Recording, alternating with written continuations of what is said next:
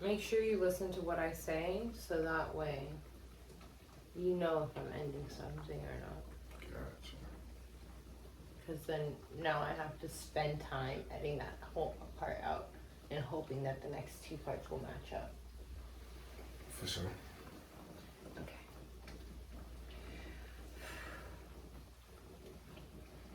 Okay, so people in healthy relationships, all right? People in healthy relationships, they make alone time a priority. I actually love alone time. I work for myself, so I work from home and for myself, so I'm alone a lot of time, but I'm not really alone because I have my kittens, and they're the best. What about you? I'm big on alone time. I take like 3 naps a day. You do take a lot of naps. I take so many naps. So many naps. I turn off all the lights, no windows. I need pitch black. Oh yeah, we're the opposite in that. No noise. I like a little bit of light and noise. I call it my meditation chamber. That's insane. It's fantastic. 3 naps a day. About 3. You know that I'm okay with alone time, or that I like being alone, because I've stayed single for 5 years happily.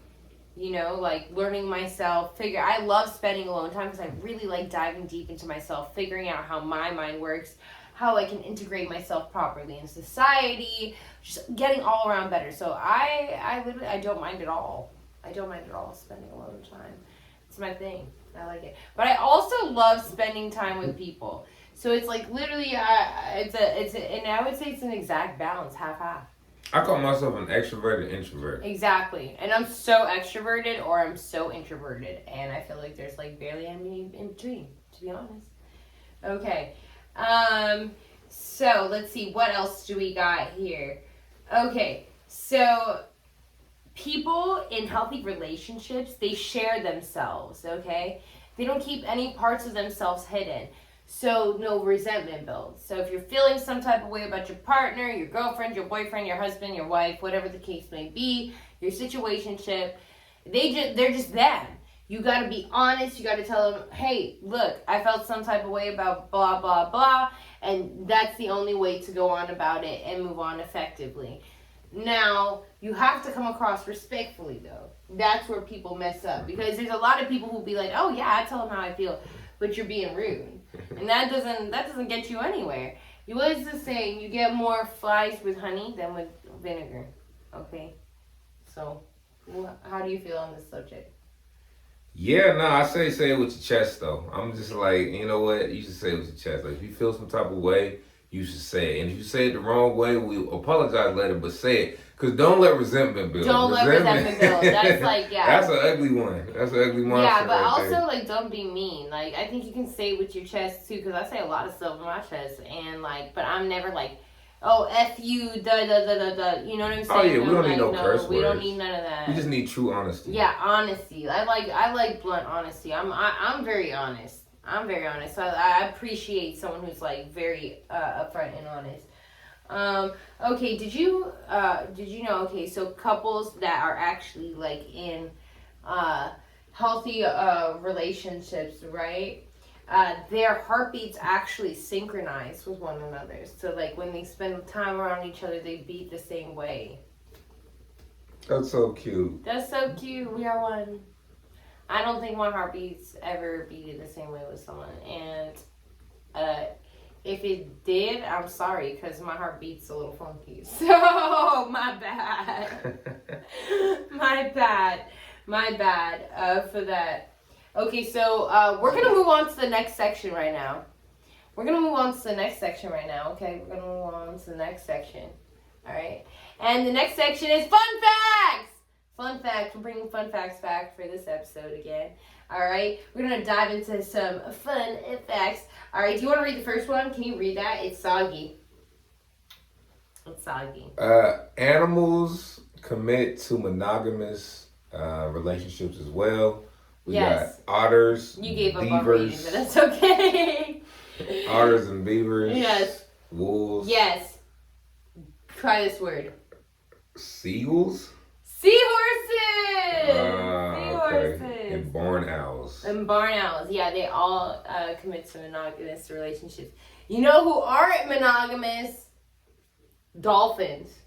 What? Dolphins. I love dolphins. Dolphins have sex for pleasure. Oh. They're like one of the only other mammals, like other than us, that not only have sex for pleasure, they have multiple partners. They got orgies. What? Okay, they have like all kinds of sex. They can be gay, like everything. Wow. Yeah, they're super intelligent. Shouts out to the dolphins. But they're also mean. Dolphins are very mean. Isn't it? They actually, dolphin rape is a thing. No. It is a thing. Look it up. I'm serious, guys. Dolphin rape is a real thing. Go Google it. They would literally just like jump on top of you and hump you. No respect. None. At all. Rude. I showed my friend. My friend didn't believe me. Gio! Didn't believe me. Dolphin rape. Pulled up on Google. He was like, what?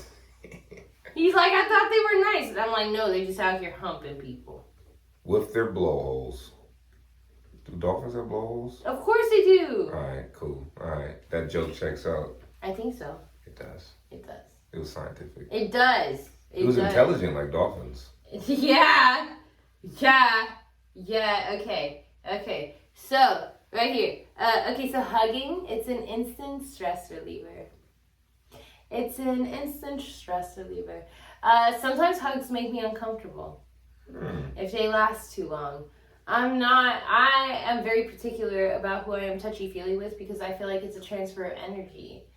So when people that I don't want to hug me, I feel very weird. And I also have like a history of like abuse and sexual abuse trauma, so I don't like people like touching me without my permission. But also if I'm also very friendly and warm too, so it's kind of weird because I'll openly like go and hug people, but like if I haven't invited someone in for a hug, like and they just like then I'm like trauma. It's weird. I love hugs. I know you do. I love my huggable bear. Yo, but listen, perfect example of what I'm talking about. When we were waiting to start filming, and you were like, you need a hug, and you went in to hug me, what did I say to you? No. I said, don't you dare fucking hug me right now. Because I was getting frustrated about something. Not him, like something else. And I was like, don't fucking touch me. I'm going to have to edit that out, but don't effing touch me. Okay. Did you know, fun fact. So falling in love is the same kind of like euphoria that drug users feel. That makes sense. Love is a drug. It's a drug. It is literally a drug. That's insane. Love is chemically addictive. You get addicted to that feeling. And that's so insane to me.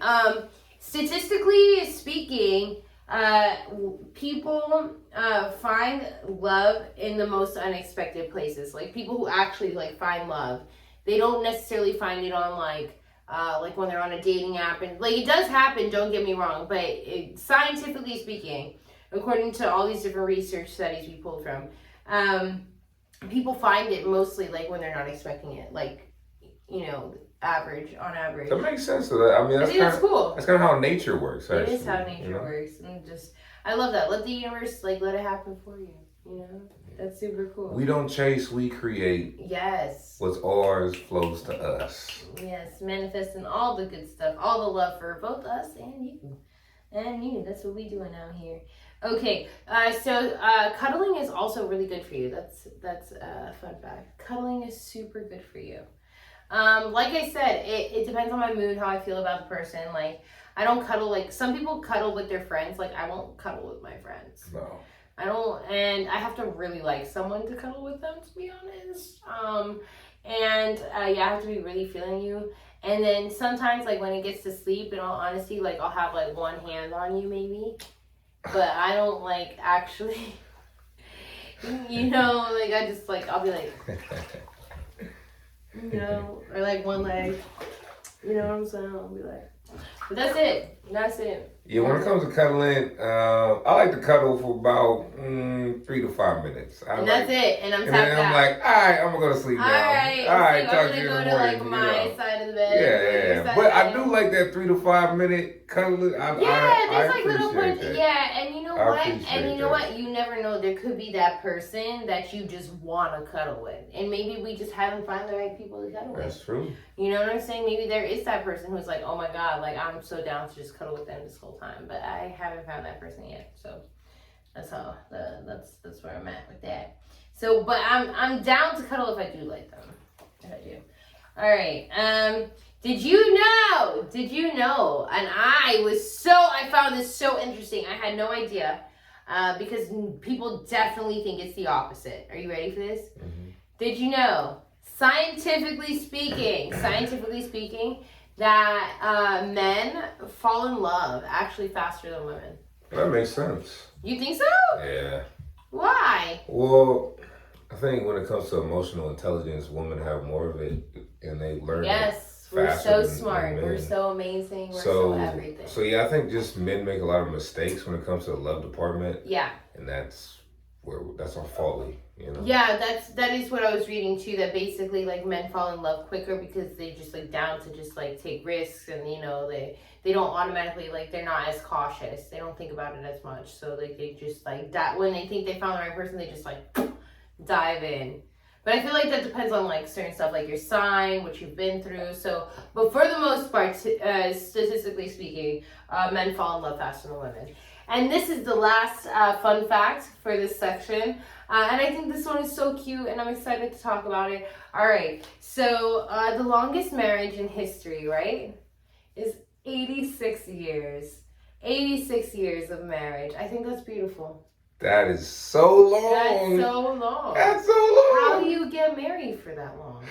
How do you live that long? Yeah. And, like how old were you when you got married?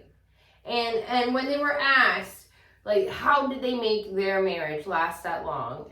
What they both said was they did what they needed for each other and for their family. So whatever it was that their partner needed, they did that. They were riders. That's tough. Ride or die. They said no matter what my family needs or my partner needs, I got that. I can't deny I'm like that. I'm a straight rider. You don't wanna bump with me. All right, ready to go on to the next section? Next section. Okay, let's go. Let's do it. I'm gonna start.